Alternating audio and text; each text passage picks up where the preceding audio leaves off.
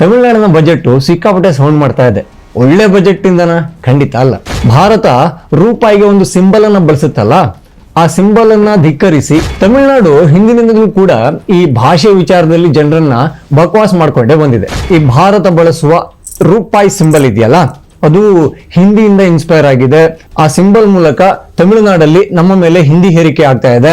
ಕೇಂದ್ರ ಸರ್ಕಾರದ ನಿಲುವನ್ನ, ಕೇಂದ್ರ ಸರ್ಕಾರದ ಸೂಚನೆಗಳನ್ನ ಧಿಕ್ಕರಿಸಿ ಈಗ ಭಾಷೆಯ ವಿಚಾರಕ್ಕೆ, ತಮ್ಮ ಆಡಳಿತ ವೈಫಲ್ಯಗಳನ್ನ ಮುಚ್ಚಿಕೊಳ್ಳೋಕೆ ಭಾಷೆಯ ವಿಚಾರವನ್ನ, ಅದರಲ್ಲೂ ವಿಶೇಷವಾಗಿ ರೂಪಾಯಿಯ ವಿಚಾರವನ್ನ ಅವರು ಮುನ್ನೆಲೆಗೆ ತಂದಿದ್ದಾರೆ. ಜೈ ಶ್ರೀರಾಮ್. ನಾನು ಅಜಿತ್ ಬೊಪ್ನಳ್ಳಿ. ಈ ದೇಶ ಅಂದಮೇಲೆ ರಾಜ್ಯ ಇರುತ್ತೆ, ರಾಜ್ಯ ಅಂದಮೇಲೆ ಅಲ್ಲೊಂದು ಸರ್ಕಾರ ಇರುತ್ತೆ, ಸರ್ಕಾರ ಅಂದಮೇಲೆ ಬಜೆಟ್ಗಳು ಇರ್ತವೆ. ಕರ್ನಾಟಕದಲ್ಲೂ ಆಗಿದೆ, ಹಾಗೆ ತಮಿಳುನಾಡಲ್ಲೂ ಕೂಡ ಬಜೆಟ್ ಅನ್ನ ಮಂಡನೆ ಮಾಡಲಾಗಿದೆ. ತಮಿಳುನಾಡಿನ ಬಜೆಟ್ ಸಿಕ್ಕಾಪಟ್ಟೆ ಸೌಂಡ್ ಮಾಡ್ತಾ ಇದೆ. ಒಳ್ಳೆ ಬಜೆಟ್ ಇಂದನ? ಖಂಡಿತ ಅಲ್ಲ. ಭಾರತ ರೂಪಾಯಿಗೆ ಒಂದು ಸಿಂಬಲ್ ಅನ್ನ ಬಳಸುತ್ತಲ್ಲ, ಆ ಸಿಂಬಲ್ ಅನ್ನ ಧಿಕ್ಕರಿಸಿ ಅದನ್ನ ತೆಗೆದು ತಮಿಳಲ್ಲಿ ರೂ ಅಂತ ಬರೆದು ಅಲ್ಲಿನ ಸ್ಟಾಲಿನ್ ತುಂಬಾ ಸದ್ದನ್ನ ಮಾಡ್ತಾ ಇದ್ದಾರೆ. ಇದು ಯಾಕಾಗಿ? ಅದ್ರ ಬಗ್ಗೆ ಇವತ್ತು ಮಾತಾಡೋಣ. ತಮಿಳುನಾಡು ಹಿಂದಿನಿಂದಲೂ ಕೂಡ ಈ ಭಾಷೆ ವಿಚಾರದಲ್ಲಿ ಜನರನ್ನ ಬಕವಾಸ್ ಮಾಡ್ಕೊಂಡೇ ಬಂದಿದೆ. ಅಂದ್ರೆ ಈ ಆಡಳಿತ ವೈಫಲ್ಯಗಳನ್ನ ಮುಚ್ಚಿಡೋಕೆ ಭಾಷೆಯನ್ನ ಮುಂದೆ ತರೋದು. ನಮಗೆ ಹಿಂದಿ ಹೇರಿಕೆ ಬೇಡ, ಆ ಹೇರಿಕೆ ಬೇಡ, ಈ ಹೇರಿಕೆ ಬೇಡ, ನಮಗೆ ಇಂಗ್ಲಿಷ್ ಬಂದ್ರು ಕೂಡ ನಾವು ಮಾತಾಡಲ್ಲ, ತಮಿಳುನಾಡಿ ಯಾರಾದ್ರೂ ಬರಲಿ ಯಾರಾದ್ರೂ ಹೋಗ್ಲಿ ನಾವು ಮಾತ್ರ ತಮಿಳಲ್ಲೇ ವ್ಯವಹಾರ ಮಾಡ್ತೀವಿ. ಈ ತರದ ಮೈಂಡ್ ಸೆಟ್ ಅನ್ನ ಅಲ್ಲಿ ನೀವು ಕಾಣಬಹುದು. ಅದನ್ನ ಅಲ್ಲಿ ಆಡಳಿತ ಮಾಡ್ಕೊಂಡ್ ಬಂದಿರೋ ಪಕ್ಷಗಳು ಜನರ ತಲೆಯಲ್ಲಿ ತುಂಬಿದ್ದಾರೆ. ಹಾಗಾಗಿ ಅವ್ರು ಏನೇ ಮಾಡಿದ್ರು ಕೂಡ ಮತ್ತೆ ಮತ್ತೆ ಅವರೇ ಗೆಲ್ತಾರೆ. ಹೀಗಾಗಿ ಈಗ ರೂಪಾಯಿ ಏನು ಒಂದು ಭಾರತ ಒಂದು ಸಿಂಬಲ್ ಅನ್ನ ಇಟ್ಟಿತ್ತಲ್ಲ, ಅದರ ವಿರುದ್ಧ ಒಂದು ಸಮರವನ್ನ ಸಾರಿದ್ದೀವಿ ಅನ್ನೋ ಒಂದು ಸಂದೇಶವನ್ನ ಸ್ಟಾಲಿನ್ ಅಥವಾ DMK ಕೊಟ್ಟಿದೆ. ತುಂಬಾ ಜನರ ವಾದ ಏನಪ್ಪಾ ಅಂತ ಕೇಳಿದ್ರೆ, ಈ ಭಾರತ ಬಳಸುವ ರೂಪಾಯಿ ಸಿಂಬಲ್ ಇದೆಯಲ್ಲ, ಅದು ಹಿಂದಿಯಿಂದ ಇನ್ಸ್ಪೈರ್ ಆಗಿದೆ.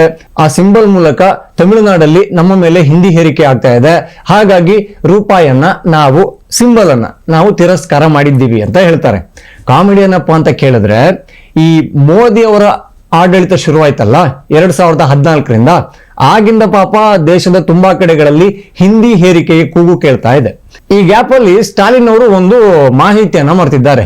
ಏನಪ್ಪಾ ಅಂತ ಕೇಳಿದ್ರೆ, ಆ ರೂಪಾಯಿ ಸಿಂಬಲ್ ಅನ್ನ ಕೊಟ್ಟಿದ್ದು ತಮಿಳುನಾಡಿನ IIT ಪ್ರೊಫೆಸರ್ ಉದಯ್ ಕುಮಾರ್. ಅವ್ರು ಯಾರು ಗೊತ್ತಾ? DMK ನಾಯಕನ ಮಗ. ಆಗಿನ DMK ಅವರು ಕೊಟ್ಟಿರೋ ಸಿಂಬಲ್ ಫೈನಲ್ ಆಗಿದೆ, ಭಾರತದ ಸಿಂಬಲ್ ರುಪೀಸ್ ಸಿಂಬಲ್ ಇದಾಗುತ್ತೆ ಅಂತ ಅವ್ರನ್ನ ಸನ್ಮಾನ ಕೂಡ ಮಾಡಿದ್ರು. ಆದ್ರೆ ಈಗ ಏಕಾಏಕಿ ಹಿಂದಿ ಹೇರಿಕೆಯ ಕೂಗು ಕೇಳ್ತಾ ಇದೆ, ಹಾಗೆ ರೂಪಾಯಿ ಸಿಂಬಲ್ ಅನ್ನ ಬದಲಿಸಲಾಗಿದೆ. ಈಗ ಇಲ್ಲಿ ನೋಡಿ, ನನ್ನ ಹತ್ರ ಭಾರತದ ಎಲ್ಲಾ ಕಡೆ ನಡೆಯುವಂತಹ ಒಂದು ನೋಟ್ ಇದೆ, 100 ರೂಪಾಯಿ ನೋಟು. ಗಾಂಧೀಜಿಯವರು ಒಳ್ಳೆ ಸ್ಮೈಲ್ ಮಾಡ್ತಾ ಇದ್ದಾರೆ. ಈ 100 ರೂಪಾಯಿ ಪಕ್ಕದಲ್ಲಿ ಕೂಡ ರೂ ಅಂತ ಕಾಣಿಸುತ್ತೆ. ಸೊ ಇನ್ಮೇಲೆ ತಮಿಳುನಾಡು ಇದರಲ್ಲಿ ರೂ ಅಂತ ಇದೆ, ಈ 100 ರೂಪಾಯಿ ನಮ್ಗೆ ಬೇಡ ಅಂತ ಈ ನೋಟ್ಗಳನ್ನ ಧಿಕ್ಕಾರ ಮಾಡುತ್ತಾ, ಹೊಸದೇನಾದ್ರೂ ನೋಟ್ ಪ್ರಿಂಟ್ ಮಾಡೋ ಮಿಷಿನ್ಗಳನ್ನ ಹಾಕೊಳ್ಳುತ್ತಾ? ಯಾಕಾಗಿ ಇಂಥದ್ದೆಲ್ಲ ಗಲಾಟೆ ಗೌಜಿ ಶುರುವಾಗಿದ್ದು? ಇದರ ಮೂಲವನ್ನ ನೋಡ್ತಾ ಹೋದ್ರೆ ಸಿಗೋದು, ಭಾರತವನ್ನ ಉತ್ತರ ಭಾರತ ಹಾಗೂ ದಕ್ಷಿಣ ಭಾರತ ಅಂತ ಒಡೆಯೋಕೆ ಈಗಾಗಲೇ ಇಂಡಿ ಒಕ್ಕೂಟ ಪ್ರಯತ್ನ ಮಾಡ್ತಾ ಇದೆ. ನಮ್ಮ ಕರ್ನಾಟಕದಲ್ಲಿ ಕೂಡ ಮಾಜಿ ಸಂಸದ DK ಸುರೇಶ್ ಅವರು ಓಪನ್ ಆಗಿಯೇ ಕರ್ನಾಟಕ ಸಪರೇಟ್ ಮಾಡ್ಬಿಡಿ ದಕ್ಷಿಣ ಭಾರತ ಅಂತ ಹೇಳಿದ್ರು. ಇಂಡಿ ಒಕ್ಕೂಟದ ಗುರಿ ಕೂಡ ಅದಿರ್ಬೋದು. ಪಾಪ ಅವರ ಏಕಮಾತ್ರ ಉದ್ದೇಶ ರಾಹುಲ್ ಗಾಂಧಿ ಅವರನ್ನ PM ಮಾಡ್ಬೇಕು ಅನ್ನೋದು. ಸೊ ಅವರು ಈ ಪೂರ್ತಿ ಭಾರತ ಇದೆಯಲ್ಲ, ಅದಕ್ಕೆ PM ಆಗೋ ಯಾವ ಲಕ್ಷಣಗಳು ಕಾಣ್ತಾ ಇಲ್ಲ. ಹೀಗಾಗಿ ಉತ್ತರ ಭಾರತಕ್ಕೆ ಮೋದಿ ಆಗ್ಬಿಟ್ರೆ, ದಕ್ಷಿಣ ಭಾರತವನ್ನ ಇಲ್ಲಿ ಒಡೆದು ಬಿಟ್ರೆ, ಇದಕ್ಕಾದ್ರೂ PM ಮಾಡೋಣ ಅಂತ ಇಂಡಿ ಒಕ್ಕೂಟ ಏನಾದ್ರೂ ಯೋಚನೆ ಮಾಡ್ತಾ ಇದೆಯಾ? ಹೀಗಾಗಿ ಈ ಕರ್ನಾಟಕ, ಕೇರಳ, ತಮಿಳುನಾಡು ಇವೆಲ್ಲ ರಾಜ್ಯಗಳಲ್ಲಿ ಹಿಂದಿ ಹೇರಿಕೆ ಆಗ್ತಾ ಇದೆ. ನಾವು ಕೇಂದ್ರ ಸರ್ಕಾರದ ನಿಲುವನ್ನ, ಕೇಂದ್ರ ಸರ್ಕಾರದ ಸೂಚನೆಗಳನ್ನ ಧಿಕ್ಕರಿಸಿ ನಮ್ಮದೇ ಪ್ರಾದೇಶಿಕತೆಯನ್ನ ಸಾರೋಣ ಅನ್ನೋದೇನೋ ಮೆಸೇಜ್ ಕೊಟ್ರ ಅನ್ನೋ ಅನುಮಾನ ಒಂದು ಶುರುವಾಗಿದೆ. ತಮಿಳುನಾಡಿನ ರಾಜಕೀಯ ನಾಯಕರ ಹೇಳಿಕೆಗಳು ಕೂಡ ತುಂಬಾ ಸಲ ಈ ಹಿಂದಿ, ಇಂಗ್ಲಿಷ್ ಭಾಷೆ ವಿರುದ್ಧ ಇರುತ್ತೆ. ಇದರ ಬಗ್ಗೆ R. ಅಶ್ವಿನ್ ಅವರು ಕೂಡ ತಮಿಳುನಾಡವರೇ, ಅವರು ಒಂದು ಮಾತನ್ನ ಹೇಳಿದ್ರು. ತಮಿಳುನಾಡವರು ಆಗಿದ್ರು ಕೂಡ ಎಲ್ಲಾ ಭಾಷೆಗಳನ್ನ ಕಲಿಯೋದ್ರಲ್ಲಿ ಯಾವುದೇ ತಪ್ಪಿಲ್ಲ, ಹಾಗೆ ನಿಮಗೆ ಅವಕಾಶಗಳು ಹೆಚ್ಚಾಗ್ತಾ ಹೋಗುತ್ತೆ ಅಂತ. ಅದು ವಾಸ್ತವ ಕೂಡ ಹೌದು. ಆದ್ರೆ ಅದು ಅಲ್ಲಿನ ರಾಜಕೀಯ ನಾಯಕರಿಗೆ ಬೇಕಾಗಿಲ್ಲ. ಸ್ಟಾಲಿನ್ ಅಂತೂ ಬೇಕಾಗೇ ಇಲ್ಲ. ಅವರ ಅಜೆಂಡಾ ಬೇರೆದೇ ಇದೆ. ಅವ್ರ ಮಗ ಉದಯನಿಧಿ ಸ್ಟಾಲಿನ್ ನಮ್ಮ ಸನಾತನ ಧರ್ಮವನ್ನ ನಿರ್ಮೂಲನೆ ಮಾಡ್ತಾರಂತೆ, ಹಿಂದೂ ಧರ್ಮವನ್ನ ಕೊರೋನಾಗೆ, ಏಡ್ಸ್ ಎಲ್ಲ ಹೋಲಿಸಿ ಮಾತಾಡ್ತಾರೆ. ಆದ್ರೆ ಸ್ಟಾಲಿನ್ ತುಟುಕ್ ಪಿಟುಕ್ ಅನ್ನಲ್ಲ. ಈಗ ಭಾಷೆಯ ವಿಚಾರಕ್ಕೆ, ತಮ್ಮ ಆಡಳಿತ ವೈಫಲ್ಯಗಳನ್ನ ಮುಚ್ಚಿಕೊಳ್ಳೋಕೆ ಭಾಷೆಯ ವಿಚಾರವನ್ನ, ಅದರಲ್ಲೂ ವಿಶೇಷವಾಗಿ ರೂಪಾಯಿಯ ವಿಚಾರವನ್ನ ಅವರು ಮುನ್ನೆಲೆಗೆ ತಂದಿದ್ದಾರೆ. ಇದೆಲ್ಲ ವಿಚಾರ ಗಾಂಧೀಜಿಗೆ ಗೊತ್ತಾ? ದೇವರಾಣೆ ಗೊತ್ತಿಲ್ಲ. ಇನ್ನು ಅವರಿಗೊಂದು ವಿಶೇಷವಾದ ಚಟ ಇದೆ. ಏನಪ್ಪಾ ಅಂತ ಕೇಳಿದ್ರೆ, ಈ ದ್ರಾವಿಡರು, ತೆಂಡೂಲ್ಕರರು, ಆರ್ಯರು ಇಂತ ಎಲ್ಲ ಡಿವೈಡ್ ಮಾಡೋದು. ಪೆರಿಯಾರ್ ಅಂತ ಒಬ್ಬ ಆಸಾಮಿ ಇದ್ರಲ್ಲ, ಅವರನ್ನ ಹೊಗಳಿ ಪೂಜೆ ಮಾಡ್ತಾರೆ, ತಲೆ ಮೇಲೆ ಕೂರ್ಸ್ಕೊಂಡು ಓಡ್ತಾರೆ. ಆದ್ರೆ ಅದೇ ಪೆರಿಯಾರ್ ತಮಿಳು ಭಾಷೆ ಬಗ್ಗೆ ಒಂದು ಮಾತನ್ನ ಹೇಳಿದ್ರು, ಅದು ಈಗ ಸಖತ್ ವೈರಲ್ ಆಗ್ತಾ ಇದೆ. ಏನಪ್ಪಾ ಅಂತ ಕೇಳಿದ್ರೆ, ತಮಿಳು ಭಾಷೆ ಅನ್ನೋದು ಮೂರ್ಖರ, ಮುಟ್ಟಾಳರ ಭಾಷೆ ಅಂತ. ಆದ್ರೂ ಕೂಡ ಪೆರಿಯಾರ್ ನಮ್ಮವರು ಅಂತ ಹೊತ್ಕೊಂಡು ಮೆರೀತಾರೆ. ನಮ್ಮಲ್ಲಿ ತುಂಬಾ ಜನರಿಗೆ ಪೆರಿಯಾರ್ ಅಂದ್ರೆ ತೆರೆಯಾದ್ ಪೋಯ ಅಂತಾರೆ ಅಷ್ಟೇ. ಇವರಿಗೆಲ್ಲ ಒಂದು ಬೇಸಿಕ್ ನಾಲೆಜ್ ಅನ್ನ ಕೊಡೋರು ಯಾರು ಅನ್ನೋದು ದೊಡ್ಡ ಪ್ರಶ್ನೆ ಆಗಿದೆ. ಯಾಕೆಂದ್ರೆ ರೂಪಾಯಿ ಸಿಂಬಲ್ ಅನ್ನ ತಂದಿದ್ದು ಮೋದಿ ಅಲ್ಲ, ಅದು ಹಿಂದಿಯಲ್ಲೇ ಇರಬೇಕು ಅಂತ ತಾಕೀತು ಮಾಡಿದ್ದು ಅಮಿತ್ ಶಾ ಅಲ್ಲ. ಬಿಜೆಪಿಯಲ್ಲಿ ಅವಾಗ ಆಡಳಿತನೇ ಇರಲಿಲ್ಲ. ಈ ರೂಪಾಯಿ ಸಿಂಬಲ್ ಬಂದಿದ್ದು 2010ರಲ್ಲಿ ಕೇಂದ್ರದಲ್ಲಿ ಇದ್ದಿದ್ದು ಕಾಂಗ್ರೆಸ್ ಸರ್ಕಾರ. ಆಗ ಪಿ ಚಿದಂಬರಂ ಅವರು ಹಣಕಾಸು ಸಚಿವರಾಗಿದ್ರು. ಅವರೇ ಇದನ್ನ ಅಪ್ರೂವ್ ಮಾಡಿದ್ರು. ಹೇಗೆ ಡಾಲರ್ಗೆ ಒಂದು ಸಿಂಬಲ್ ಇದೆ, ಯುರೋಗೊಂದು ಸಿಂಬಲ್ ಇದೆ, ಅದೇ ತರ ನಮ್ಮ ರೂಪಾಯಿಗೊಂದು ಸಿಂಬಲ್ ಇರ್ಲಿ ಅಂತ ಆಗ ಈ ಡಿಸೈನ್ ಗಳನ್ನ ತಗೊಂಬನ್ನಿ ಅಂತ ಒಂದು ಸ್ಪರ್ಧೆ ಅನ್ಕೊಳ್ಳಿ, ಅದನ್ನ ಆಹ್ವಾನ ಮಾಡಿದ್ರು. ಆಗ DMK ಪಕ್ಷದ ನಾಯಕನ ಮಗನಾದ ಉದಯ್ ಕುಮಾರ್ ಅವರು ಕೊಟ್ಟ ಸಿಂಬಲ್ ಫೈನಲ್ ಆಗಿತ್ತು.